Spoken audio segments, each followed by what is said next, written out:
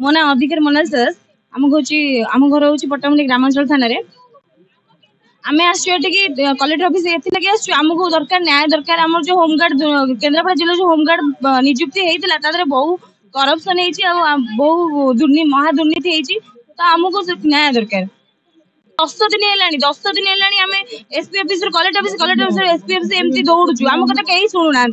आम दयाकोरी कहूँ किसी तदंत करूँ कलेक्टर सार को आम हाथ जोड़ी कहूँ किसी क्राइम ब्रांच तदंत करूँ आमको न्याय दिंतु बहु किसी पैसा पत्र नहीं बहुत पिला माने जो माने इलिजिबल ना से चाकरी पाइले आम कि कष्ट करी परिश्रम करी कौन फलप्रद है ना प्रमाण शुणु आम जो रूल रेगुलेशन हवा कथा से रूल रेगुलेशन है आमको आम फास्ट टू लास्ट आम ना थाई मेरिट लिस्ट ना नहीं प्राय डिस्क्वालीफाई है से चाकरी मिले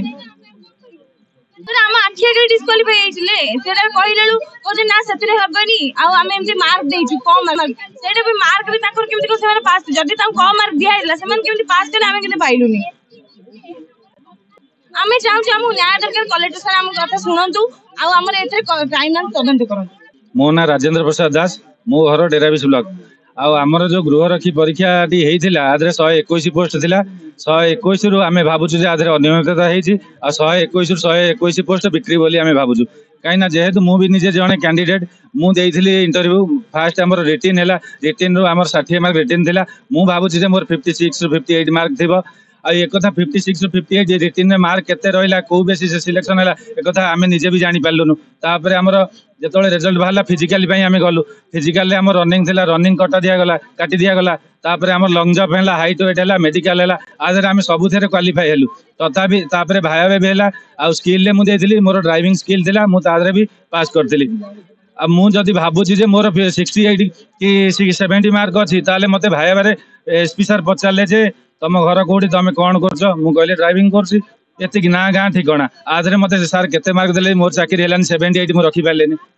कौन भाइबारे 5 पाइली ना 7 पाइली भाइबा 30 कौन चलता आम जहाँ क्वेश्चन करता कही था आम से रेडी हो भाई दवाई आम हाँ सार को देखा करूँ 5 दिन सार पाखे देचु धारणा ये भी आसिक आगे कलेक्टर सार पाखे आगुरी देचु किसी सार किसी उत्तर ना भी जो प्रथम देखा करना भी सार आवेलेबल नथिले ना आम तो ये जाइनु आम भावुँ ये जो अनियमितता है रि इंटरव्यू करा जाऊ ना स्टे करा जाऊ ना आम यार कोर्टर आश्रय नबू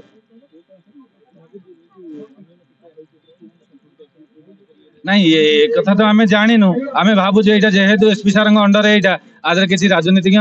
थी सार भी थी यहाँ तो आम दाबी कहीपरूनु किंतु यहाँ एसपी सार को पचारे से कहे ना यहाँ आम जेहेतु एत पिला इंटरव्यू देलु आम भी सका राति जाके अपेक्षा कर इंटरव्यू देलु किंतु आम एत एलिजिबल होगी भी आम चाकरी पाइनु कि जो मैंने एलिजिबल नुह से निजे कहते हाँ पैसा दे चाकरी कर आमर दाबी हूँ रि इंटरव्यू करा जाऊ ना स्टे करा जाऊ आ पूर्व भी मुझे बहुत इंटरव्यू देती आ पूर्व भी इंटरव्यू बाहर थे होमगार्ड इंटरव्यू थिला से आमर कैमेरा थिला आमको गोटे आइडेंटी कार्ड दिया होता ए आइडेंटी कार्ड ना कैमेरा शूटिंग ना कौन प्रूफ ही ना आम इंटरव्यू देती कौन प्रूफ ही ना से चाहिए आमको कहींपर पिला भी इंटरव्यू देनी बहुत अनियमितता होती आम चाहूँ क्राइम ब्रांच तदंत हो ना बंद करा जाए रि इंटरव्यू होमगार्ड एग्जाम तो पिला 121 पोस्ट थिला जोटा कि माने आमे कौन कटी जो आमे निजे भी जाननु हमको किछि भी कहि नांदी जोटा कि किछि ओटे रूल रेगुलेशन माने एथरे किछि भी नाही कि एति के पिले पास एटा कि किछि ओटे नाही मन इच्छा ताकर करै जंदी और जोटा कि आमे मार्क पई भी एसपी ऑफिस जाइथिलु मन इच्छा टाइप करी हमको देले मन इच्छा एसपी भी माने क्वेश्चन जोटा कले कि पर्सनल डिटेल्स रे माने 30 मार्क थिला सेथरे मन इच्छा मार्क दे जंदी 10 मार्क 20 मार्क काकू 5 मार्क एमिति ही माने किछि न पचारि कि भी आउ जो माने पाई जंदी से मान तो पूरा निजे मुहरे कहउ जने हमें पैसा देजु चाकरी पाइछु तो कोन कहि फुल न्याय दियो